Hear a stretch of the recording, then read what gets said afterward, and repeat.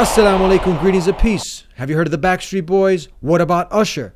Well, what does my next guest have in common with them? He almost signed on the dotted line, almost sold his soul. It would have opened a door where he would have been touring with the likes of Usher and the Backstreet Boys because he had a boy band of his own until he hooked up with formerly known singer Cat Stevens. You heard of Cat Stevens, now known as Yusuf Islam. Gave him some incredible advice. And now, because of that advice, alhamdulillah, he's here on the Deen Show with us to share his story. Don't go anywhere. We'll be right back. All the nights I cried over you. Ya Allah, guide me, I am needing you. They say the sun will shine all day, but all I see is cloud and rain. Without my Lord, I feel this way. Oh Allah, please guide me on the right way. So how you doing, Subhi? We're here with Subhi, former, almost on the same circuit as the Backstreet Boys. Or were you in the Backstreet Boys, or you were in the same management company? Something with the Backstreet Boys. Yeah, look, pretty much back in 2000, alhamdulillah, after probably 5 years of working hard to get into the music industry and to get famous, like many people want to do, we finally did get a record deal. At the time, it was with the same management group as the Backstreet Boys, before the Backstreet Boys. So we were like the first, you could say, boy band early 2000 that was coming out of Australia to take over the world and all the rest of it. But subhanAllah, Allah subhanahu wa ta'ala had other plans for me, and through you could say a short meeting of through Yusuf Islam, at the time Cat Stevens, kind of gave me a nudge, you could say, and woke me up a little bit. And Akhi, Allah subhanahu wa ta'ala works in amazing ways, and He really worked it on me, because after so many years trying to get that record deal, it came at the same time as the Hidayah came, and I had a big choice to make, which direction to go. And as you can see, we're talking today, you can see what direction I chose, alhamdulillah. So the Backstreet Boys at that time, that was like One Direction. Like what's similar to some of the groups today? They were like the biggest thing. Yeah. Back then, the boy band group was sort of starting to really work. Yeah. And I was a really good songwriter, back then. Allah gifted me to write songs and produce, similar to, you could say, to the P. Diddy, Teddy Riley, these kind of guys who I, looked up to and wanted to be like. And subhanAllah, you don't know what talent you have till you sort of put your mind to it. And working so hard, you want to really get to that stage. And yeah, Backstreet Boys were just before we came out, and the management group that we ended up going with, or who wanted us signed up, was pretty much, we found out, the same team as the well, a lot of people know Backstreet Boys, but they're non-existent at the moment. The typical boy band, or they end off going through the depression and the breakups and the heartaches, which alhamdulillah, Allah saved me from that all. Now we're seeing some. There's, what is it? 3 guys on screen. There is that one of is that you on one of these guys who are like singing like, and is what was the name of? So you were also what was the name of your boy band? At the time, I went through a few groups, but that boy band that was signed up was called Phase 5. Phase 5. Phase 5. Now, the world never got to see us, but we were in the studio, we did record, we did have the dance moves, everything you could say was ready to go. We did have a song which never got released, but, we were sort of out there in the, they were testing us out, you could say, until, it's amazing, Akhi, because I think during one performance, I started thinking to myself, what do? I was being torn between being famous, being in a boy band, or I started reading the biography of the Prophet ﷺ, which just blew me away, that I never knew this man. Growing up as a kid, You are Muslim, you hear about Muhammad Sallallahu Alaihi Wasallam, but until you dig into his life, you just think, wow, does such a human being actually exist? Or he came once upon a time, lived on the same earth that we're walking on. And being torn between the two, I didn't know what to do, so I started performing with the group and everything. And one performance that probably you could say was the change that took me away was during Sydney. I think it was in the Sydney Casino, which is the largest casino in Sydney. We were performing, and typically the girls are screaming and everything in the background. And I was just looking out into the crowd, and almost like everything just stopped for a second, and the lights were red, and I was just looking around, and subhanAllah, it was almost like I was in hellfire. And I just thought to myself, Subhi, is this where you want to end your life? You could drop dead right now. Is this the people you want to be raised with? Although I didn't know much about Islam at the time, it just was a moment I just said, no, that's it.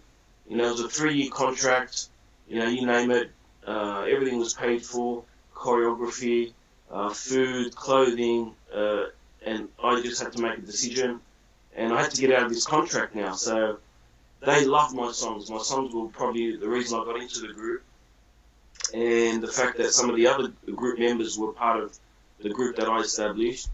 So they started asking for the songs right and everything.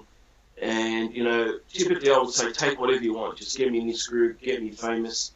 But I thought, no, songs, one thing I remembered from Yusuf Islam, who, as you know, Cat Stevens, is he makes a lot of money, like many artists, through royalties, even when they're much older and they're not even performing.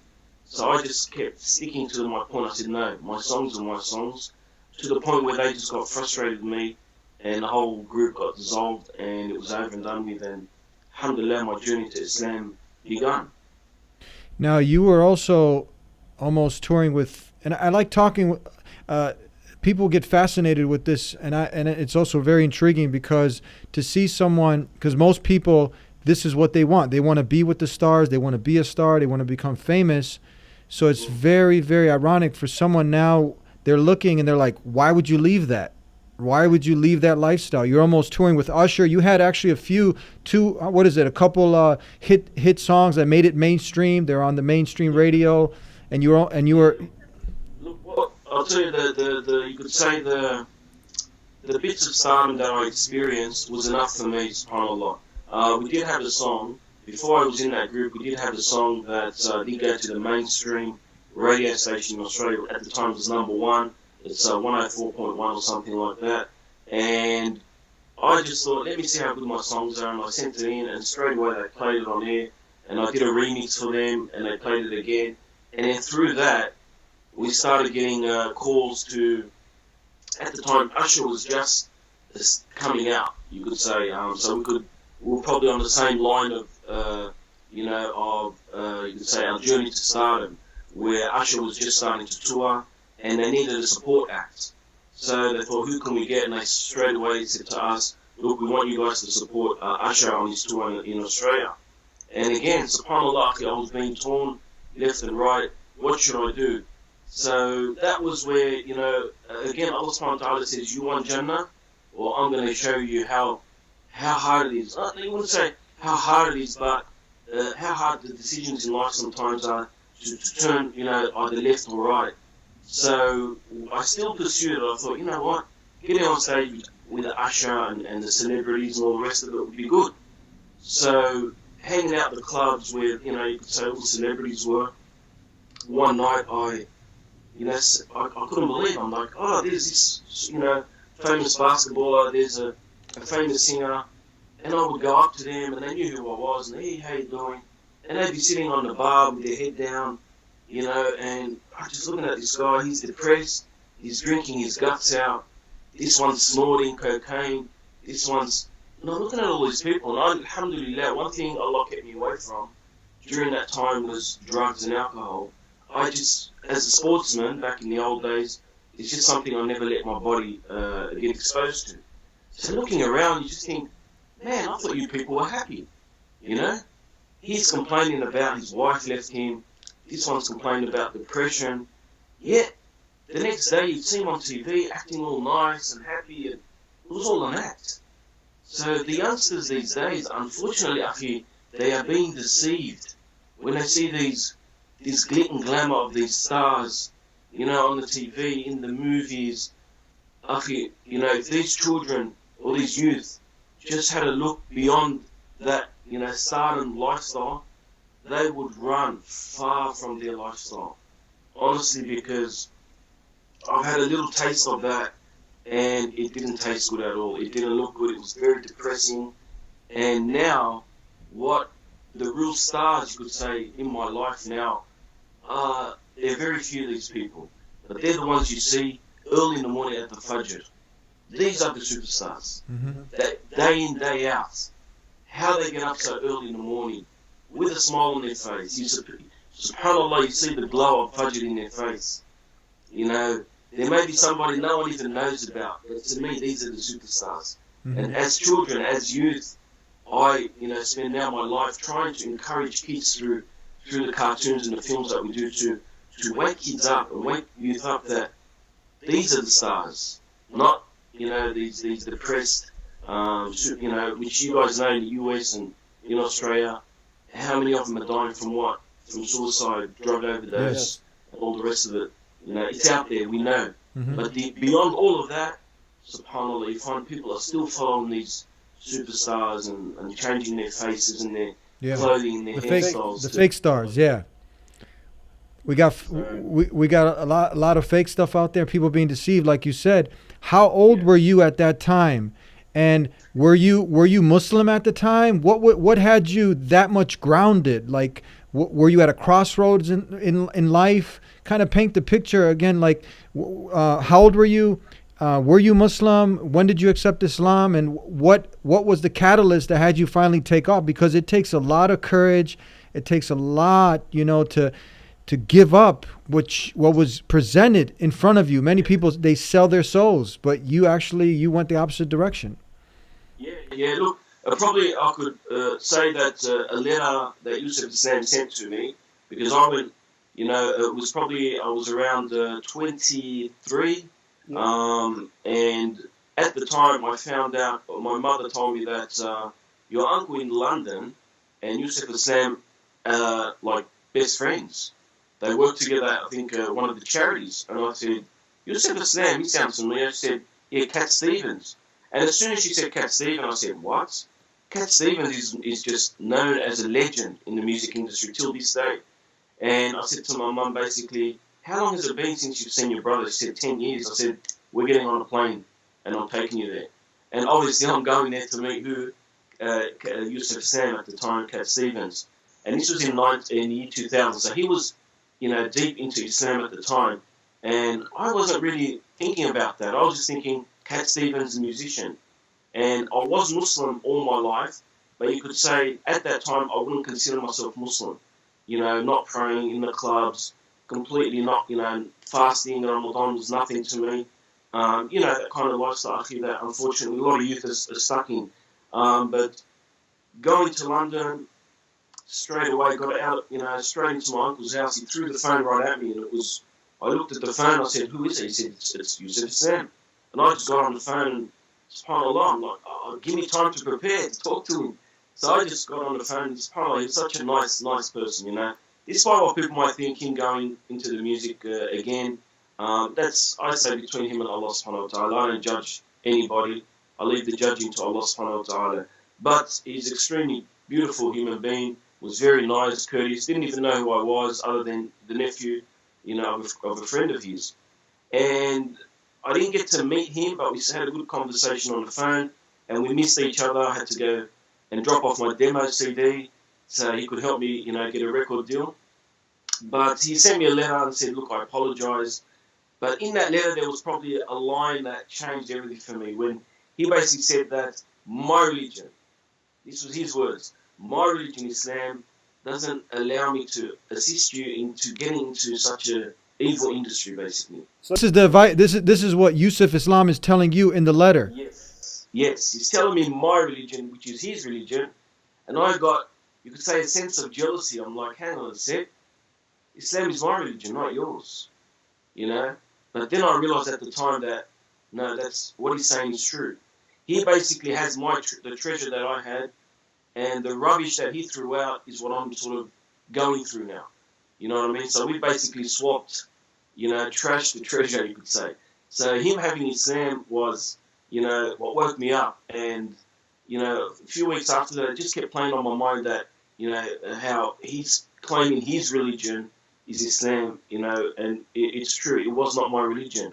So that's at the time when I came back to Sydney after working hard to get a record deal, and it was right there waiting for me. And at the same time, I started reading the biography of Prophet Muhammad sallallahu, and I could not put the book down. Everywhere I went, even in the studio, they seen me holding this book around and thinking, what are you reading? And I just said, it's just the biography at the time, and I just couldn't put it down. I just completely fell in love with Muhammad sallallahu. He basically bowled out of the way all the superstars I used to follow, and the musicians, the sports stars. They don't even come anywhere close to him as a human being. And that was basically where the tipping point happened. And my mission in life was, I want the world to know about Muhammad sallallahu. I just wanted to find a way, and I wanted to get into da'wah so bad. And typically you want to get into the deen, and you're on such a high, and you want to work with everyone, you want to do everything. And unfortunately there was a little bit of disunity, which is still around, unfortunately. And I decided to start up something called One Islam Productions and just do da'wah, just make movies, get into the entertainment field, not knowing anything about, the movie industry other than what I saw. And basically that was my journey through to where I am now with One for Kids, which is a whole another transition. We'll talk more about that. So Yusuf Islam, formerly Cat Stevens, he gave you some advice pretty much saying that his religion didn't allow him to help facilitate that deal that you wanted, and that stuck in your mind. And then at the same time, you're looking more into the life of Prophet Muhammad, peace and blessings be upon him. So Cat Stevens really had a lot to do with your shift in mindset. Is that correct? And yes, it did. Like I said, that and being in a nightclub, that time, just sort of, it's when you look back at these events, you realize Allah subhanahu wa ta'ala really loves you. SubhanAllah, like he's just basically kind of showing you bits and pieces of clues, and some of those clues are kind of, tipping points where you're thinking, what am I doing here? It's a wake-up call.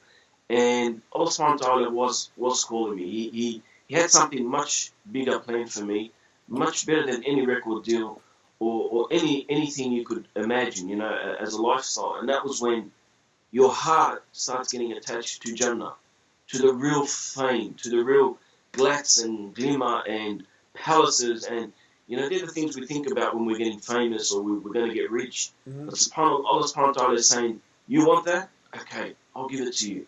But I'll give it to you for eternity. And this is where it starts becoming something you really go after. And, alhamdulillah, like I said, through a bit of advice from Yusuf Islam, through being in the worst of places, subhanAllah. Like, nobody gave me the hidayah. It just came through that event of seeing how unhappy people were, seeing the depression behind the cameras, them sitting at the bar, drinking till they don't even know who they are, having to carry them to their cars. And the whole time I was completely sober. So I could see, all what's going on around me here. And, those few events, and you could say the nail in the coffin was Muhammad sallallahu. He basically completed it for me. It was just, wow, now I have a superstar to aspire to follow. Someone that you could not find a single fault in.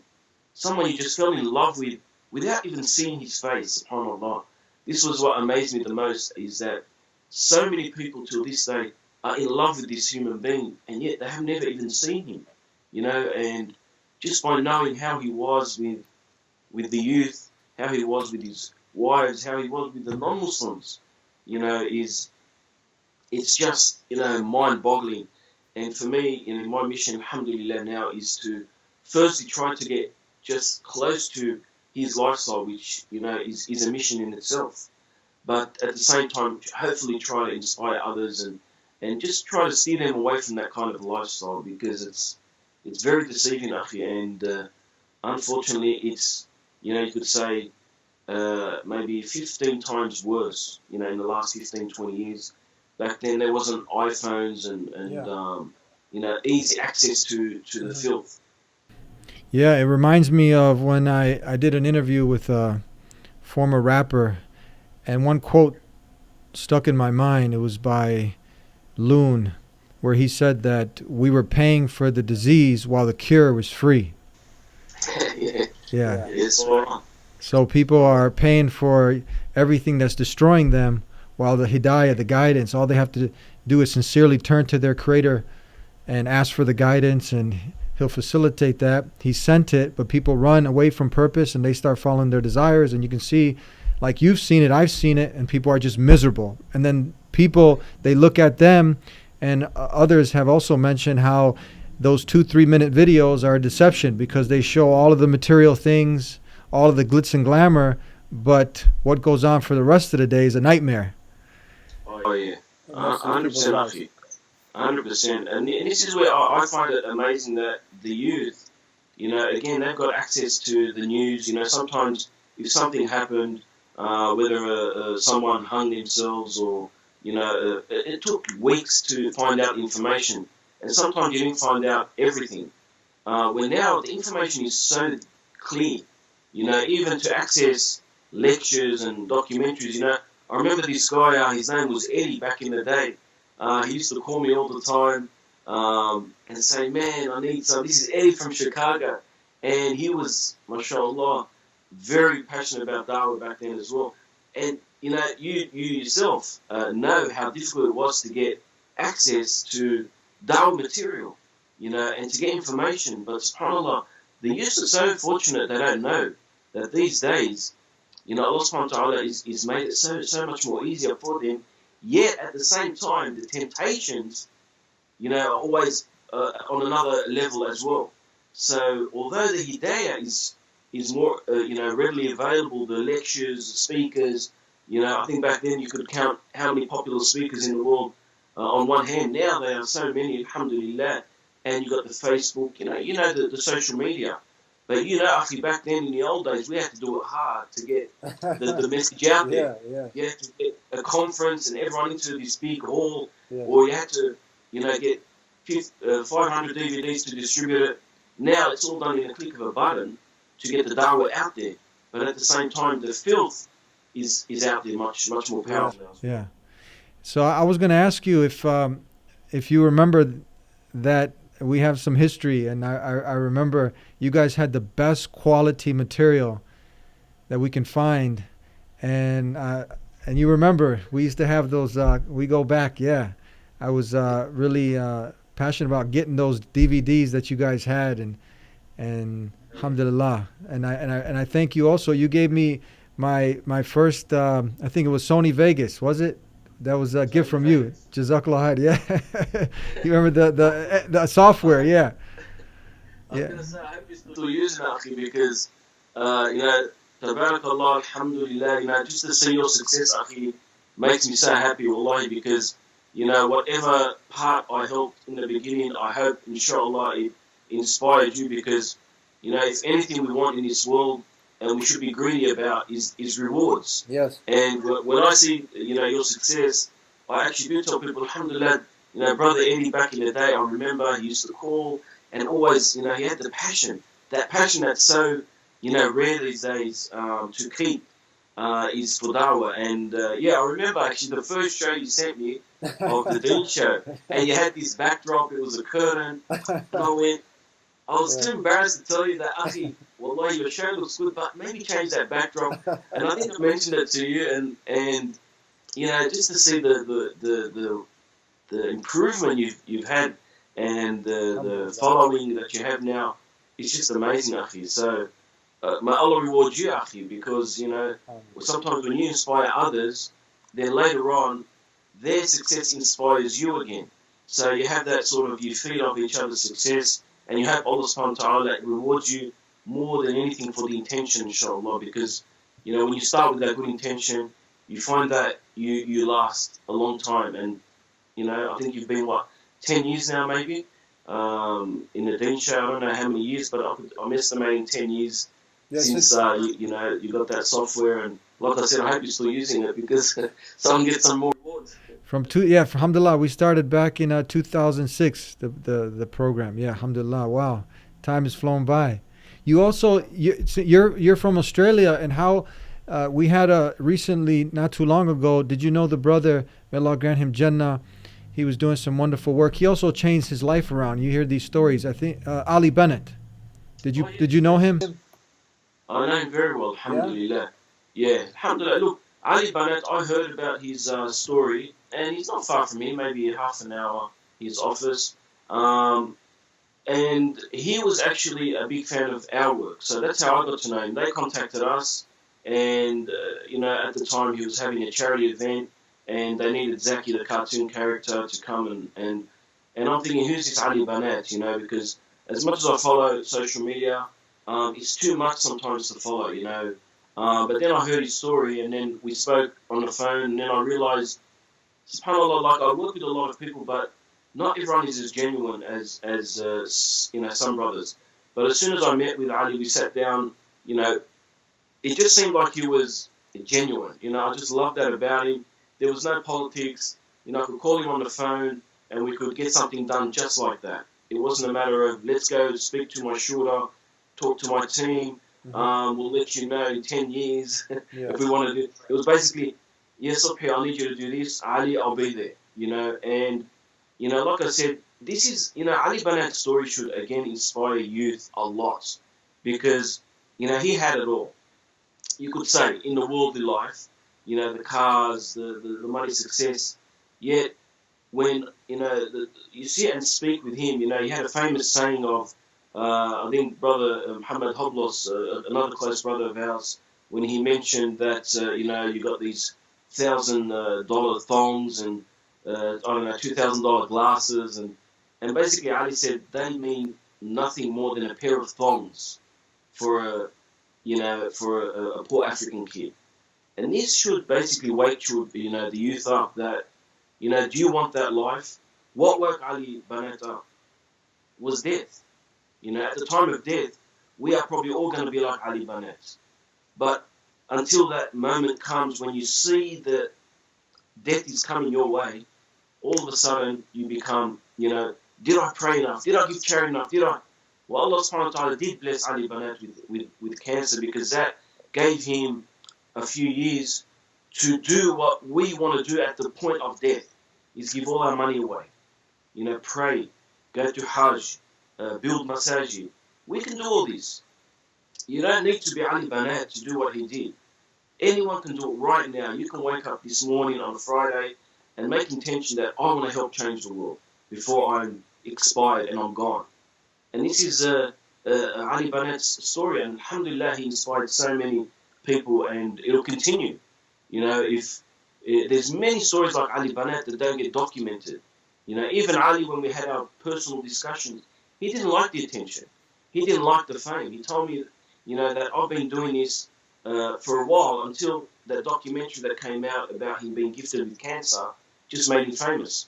You know, he didn't like that. He wanted to just be humble, which is, again, a sign of, you know, his good intentions, that he doesn't want the fame. You know, unfortunately these days, there's some, you know, brothers and sisters with the social media, they're getting too excited and want the fame and the glory, and that is not a good thing. Because believe me, actually, there's a lot of Ali Bennett out there that you do not even know about. You know, and Allah reward them that are doing good work and will never go near a camera, because they don't want, in case, you know, their intention changes from doing something good to getting famous. Yeah. You know what I mean, Eddie? We all who work in the dawah field get afraid of that my intention doesn't sway to wanting to look good for the girls on the camera, or wanting to, you know, be popular and get more likes. And I think there's a, you know, it's a well known that Rasul Sallallahu Alaihi Wasallam used to renew his intention, I think, 100 times a day. And this is a prophet of Allah. So, again, who are we? So we need to make sure, you know, that intention is always there. So Alhamdulillah, Ali Banat, may Allah, grant him the highest of Jannah, inshallah. Did amazing work, and his legacy will continue thanks to social media and all the documentaries and the film. And his work continues, so you can continue to support his work and many others that are doing it today, alhamdulillah. I'm also excited to hear that you're really into nutrition. You're staying away from fake food. You're eating real food. Tell us a little bit about that. When did you get started to take this serious? Oh yeah, I wish I played professional soccer in my old days till I got injured and walked away. And I always say I wish I knew about nutrition what I know now. What I knew then. I wish I knew then what I know now, because look, every bit of our life, our body, is a blessing from Allah subhanahu wa ta'ala, and we need to, when somebody gives you something, you take care of it and give it back. And similarly, Allah subhanahu wa ta'ala has given us more than any human being can ever give us, and that's a blessing of our body, and our life. So we need to really, take care of it. So in the journey of Islam, you start to realize, the blessings of your eyes, your body, and everything, and then you start to want to take care of it. You start to get a little bit overweight. So, again, with social media, it started, uncovering all the information about the nutrition. I don't know how much you know about nutrition, Eddie. I know you're, back in the day you were into the, I can't remember the name, the Brazilian Jiu-Jitsu. Yes, Gracie Jiu-Jitsu. Yeah, we've been talking a lot more of this because it's a health crisis going on. So we've been trying to get people more aware of of eating healthy and staying away from fake foods. Yeah, that are killing us. Yeah, that's true. Actually, look, I'll tell you now. That's going to Ali Banat. I used to actually, you could say, get angry with him because we would be at fundraising and I'll see him, for instance, eating something and drinking something, and I'm like, Ali, what are you doing up here? With by the help of Allah subhanahu wa ta'ala, you could probably cure your cancer if you clean up your, the food you're eating and everything that you're doing. And there are many cases out there where people have actually cured or reversed their cancer just by changing their diet. So through, investigating and looking into it more and more, I realized that the water that we're drinking every single day, the processed foods, even the food that's, the fruit and veg, even that, needs cleaning up, with the pesticides and the things they spray it. So when you start discovering all of these things, you realize, subhanAllah, look at all of these, reasons, and we're getting sick. And then as soon as I cut sugar out of my food and just started having whole food and cooking, and alhamdulillah, I'm a bit of a cook myself, so I started cooking everything, eating it, and I got my 2 boys to also get on it. We got off the junk food, and alhamdulillah, tabarakallah, for the last 3 years or 4 years, we haven't got sick once, alhamdulillah. MashaAllah. My hay fever went. A lot of the, my sons used to, I think it's a routine every month or so, you're taking your child to the doctor with ear infection or throat infection or runny nose. They're non-existent in my household, alhamdulillah, with the thank of Allah, of course. But again, by Allah subhanahu wa ta'ala giving us common sense, to see that, look, there's information, this is bad for you, this causes cancer, this, is going to make you sick or ill. And by reversing, my lifestyle and eating and exercising more, it's done wonders for me. I don't even know what a doctor's surgery looks like anymore. Medicine, it's a cycle, actually. What they do is basically pump you with the food that makes you sick, then send you off to the doctor. He pumps you up with the drugs that temporarily make you a bit better. You come back to the food. It's a cycle that doesn't end. Yes. The way you break that cycle is by, putting the right things into your body, and it's not hard. SubhanAllah, it's probably a little bit difficult in the beginning because sugar is a drug and it's very addictive. But eventually, alhamdulillah, it gets easier and you feel the results straight away, and it's hard to go back. Once you could say cross to the other side of good eating and being as a da'i, Allah subhanahu wa ta'ala has blessed us with our health. One of the 5 before 5, as you know, the famous hadith, is your health before your old age. And to basically, keep that going for a long time, your health, because you need that to do da'wah and to travel to pray and stay up late at night is you need your body. So, that's a very important message. And I think as Muslims, I don't think there's much awareness of it out there, but it's slowly coming out now. Alhamdulillah, which is good to see. Yeah, we've been trying to create awareness of this. We have several shows. One of them people can watch on the YouTube is called Sick and Tired of Being Sick and Tired, with one of the top nutritionists in the country, Jim Marlowe. And we've been talking about this. We also had a holistic doctor, Dr. Madiha, Saeed Madiha, on the program, and others who are also pioneers out there who are spreading the message and trying to get the Muslims to wake up, to start eating real food and avoiding fake food. That's the message. Eat real food. That's the tayyibat that Allah subhanahu wa ta'ala talks about. And all this processed junk that's actually, much of it is, if not most of it, is causing the cancers and the heart disease and the diabetes. And like you mentioned, these things are reversible when you make food your medicine and medicine your food. And yeah, and that's one of the things that I actually went to war on first, was that sugar. Sugar is the new nicotine of our times. And replacing it with, dates or bananas, apples, with the real food, and cutting out this. And it's simple. It takes some effort, but trying to create that awareness in the masjids when you come out and they got the Pepsi and the colas and the potato chips, and you're killing the kids. And I think, have you done anything? We'll get into this now, where with Zaki, Zaki's starting to educate the kids and the adults on eating real food. Have you done anything on food? Yeah.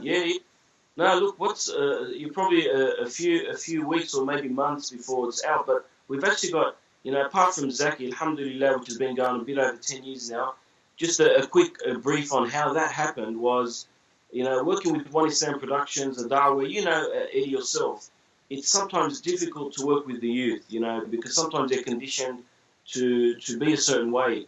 And for me, I just got frustrated, trying to give Dawah to the youth, help them change their ways. So I just thought, the only way we're going to change this ummah is by starting planting the seeds, and that's through the kids. So through that, alhamdulillah, we started one for kids, Zaki, who alhamdulillah is very well known worldwide now. And part of, it wasn't about teaching them Quran and the Sunnah, it was about teaching them manners. Because, you could be a hafiz of the Quran. You could be, you could memorize Bukhari, the entire book. But if you have no manners, akhi, if you have no good character, if you're a da'i, but you go home and treat your wife and kids bad, then really, what has all this benefited you? So I thought for me, with children, we focus mostly on manners, character. These are the things I think the ummah is missing. And now that, like I said, I've gotten into the nutrition, we always, if we do go to events, I actually advise them, don't serve soft drinks to the kids. Replace, like you said, the lollies and all the rest of it. You can make fruit salad. There's dates. There's so many things that got natural sweetness, the honeys, that you don't need all of this stuff. So we do have two characters coming out called Harun and Rashid, and they do have the segment on Zaki's Learning Club that focuses on nothing but health.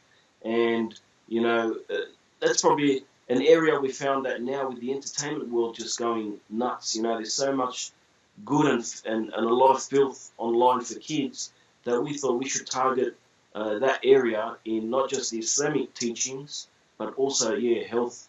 Because, being healthy also makes you a better Muslim, which is something people don't realize. Getting up for Fajr would be a lot easier if we ate better, if we didn't stay up all night watching movies and on the internet and, shoving that food down our body, and then we realize, Sheikh, why can't I get up for Fajr? What's your body? And on the health thing, Eddie, you probably heard now that the fasting is a big thing now. Huge. It's huge, yeah. It's massive.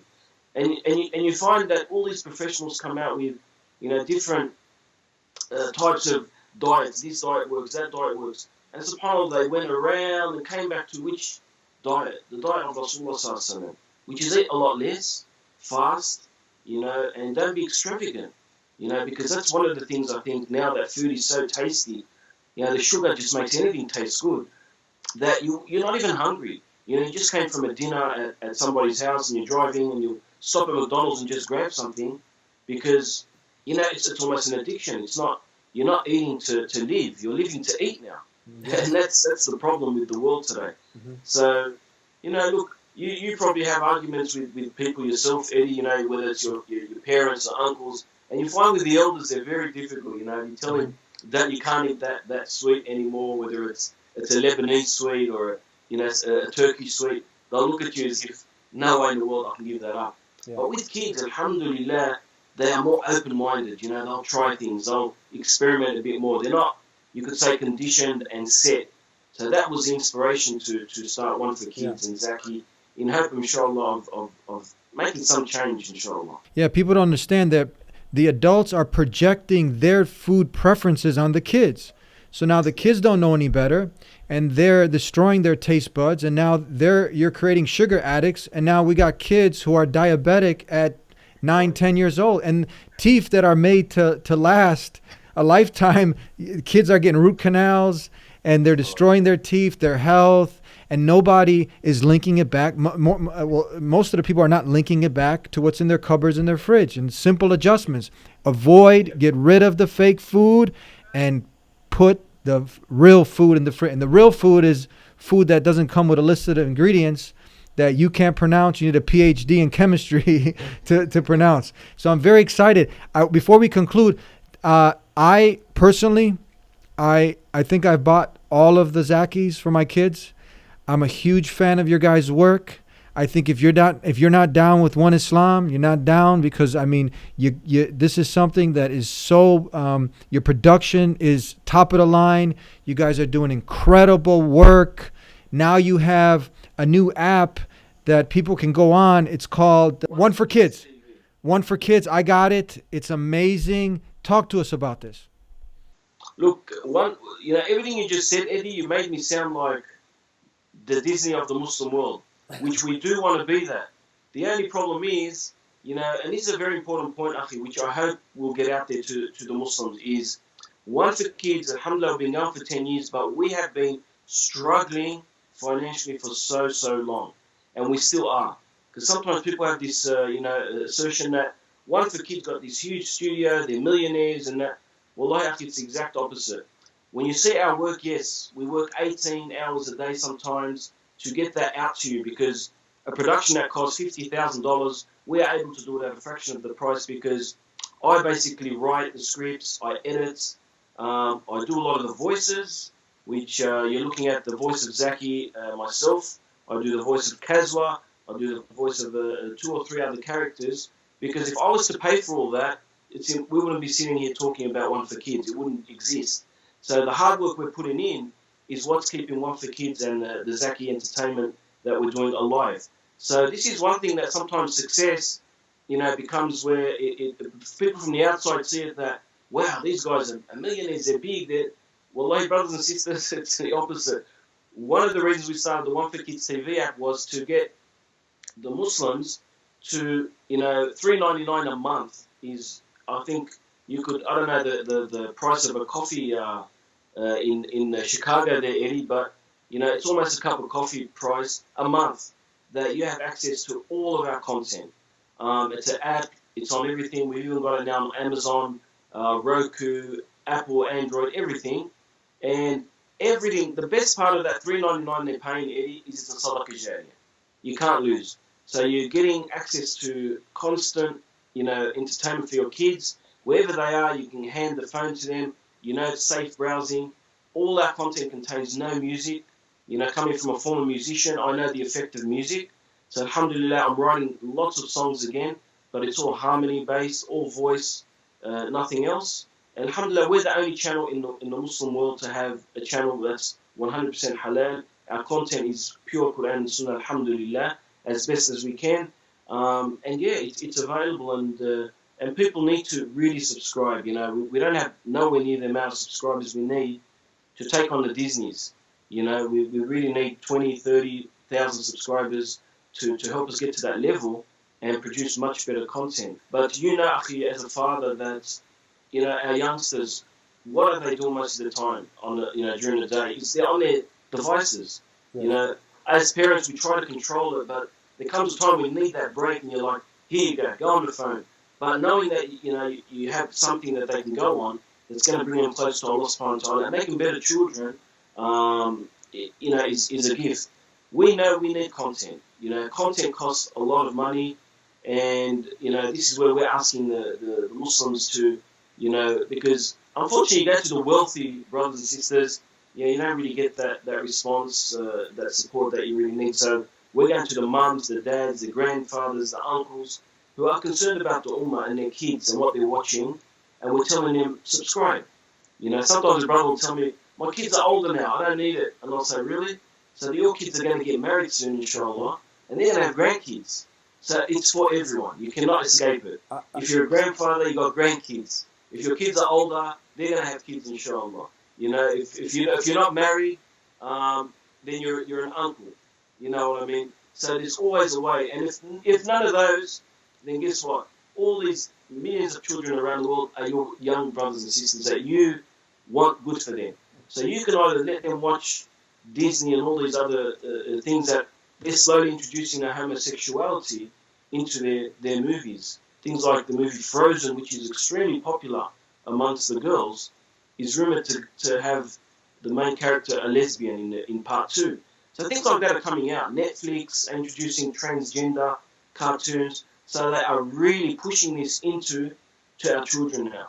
So as Muslims, if we don't wake up to ourselves and say, we need to invest in media, especially for our kids, it's going to be too late. You know what I mean? Alhamdulillah, you find that masajid are being built everywhere. But you walk in there and they're empty. Unless it's on a Friday or Eid day, there's no youth in there. The kids aren't in there. Where are the kids? The masjid is now that device that's in their hand all day. So we need to now provide that and entertain them, but at the same time, clean their hearts up. While they're watching something that inspires them to do something good, inshallah. And we get so many emails, Eddie, that's basically, you could say, the fuel. Because not having the funds every week, you've got to find ways to get funding. And the fuel that keeps you going is just the feedback, from children that grow up, become teenagers. And, sometimes we'll get hugged from behind from a teenager. And I look at him and I'm thinking, who is this guy? And then he's like, remember me? You came to my school with Zaki. And because of that, after that, I went to Medina and studied. And subhanAllah, I'm thinking, Allahu Akbar, because of your involvement in our films, you ended up becoming a scholar, and now you're teaching kids. So this is why I'm saying that Sadaqah Jariyah, the people that are paying for subscription or who sponsor our work, is going back to educate these kids. And these kids are going to, some of them will be future mashayikh and teachers, are going to teach millions. And so that's why that Sadaqah Jariyah, we really encourage people to subscribe. And alhamdulillah, like I said, we're at the moment #1 rated. You can go on Apple and Google and see we're the highest rating app in the world, alhamdulillah channel. And no music, so brothers and sisters, don't be concerned. Yes, there's lots of songs, but no music, alhamdulillah.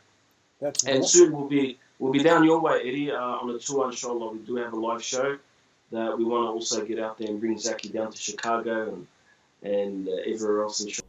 So we'll have you and Zaki, inshallah, in the studio soon. Yeah, man, that'll be something. Yeah. So that's one for kids TV. So for them on the Android or on the iPhone, they just go to the App Store and they type in one for kids TV. Yeah. And there's no excuse at all. No excuse. No. If you got the Netflix, you got the Facebook, YouTube, and many of these, they just take one wrong turn and they're getting poisoned, subliminal messages and whatnot. Yeah. But here is where you're educating the kids, and not just the kids. I mean, new Muslims, adults. I mean, the information there is not just for kids. Everyone can benefit, even an adult. This is a great way because it's so simple and straightforward. A lot of people, they can't sit there and maybe listen to a monotone lecture from someone, but they can go and learn from this app, from the material you guys got. Adults also. Yeah, believe it or not, Eddie, reverts absolutely love our channel because, I'll tell you a famous story with brother Muhammad Hoblos, who was in Europe somewhere in a country. And he said a brother came up to him, a revert, grown man, and he had tears in his eyes. And he said to me, brother, please tell me one for kids, the guys that do Zaki in Sydney. And he said, why? And Muhammad was confused. Why is his brother, in tears? And he said, brother, these guys have changed my life, changed my family's life, the films they're making. And Muhammad was like, yeah, I'll let Subhi know when I get back to Sydney. So when he came back, Muhammad told me that story, and it inspired me so much, subhanAllah, because to know people all around the world, adults, especially reverts, because our productions are for kids. But when a convert or a revert comes to Islam, his Islamic knowledge is back to basics. So they need to learn the Arabic, they need to learn the numbers, they need to learn the short surahs and explanations, and this is perfect for them. So like you said, kids are watching, but secretly parents are watching going, geez, I didn't know that either. Yes. And they just tell me that. When we do see the parents at events, they'll tell me, brother, to be honest with you, I watch it more than my kids because, with Islamic schools now, kids do have a lot of education, but, the parents need to catch up to their kids now because, then they're not. So, alhamdulillah, that's excellent to know that the one for kids is benefiting everyone, even us as producers and writers. When we're writing these scripts, we sit back and think, wow, this is an amazing story. This happened to Rasul Sallallahu Alaihi Wasallam. So yeah, it's for everyone. As we said, please subscribe. $3.99.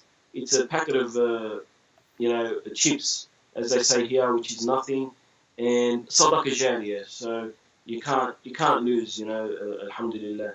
By subscribing and supporting us, inshallah. Thank you, my brother Subhi. It was really nice having you on the program. Inshallah, we're going to hook up soon when you come to Chicago. How's that sound? For sure, inshallah. For sure, akhi.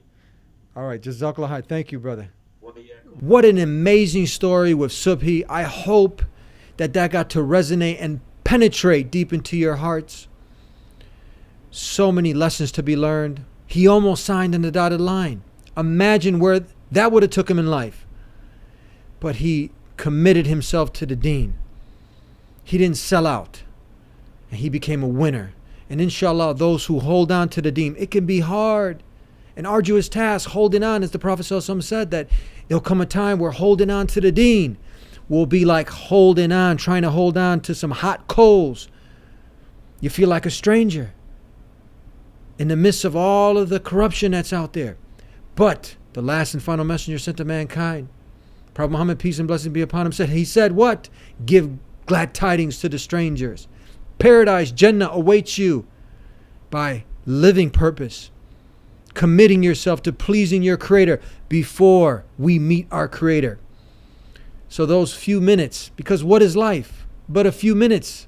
At the end, when it's all done and said, look how fast everything's in the past tense, been there, done that.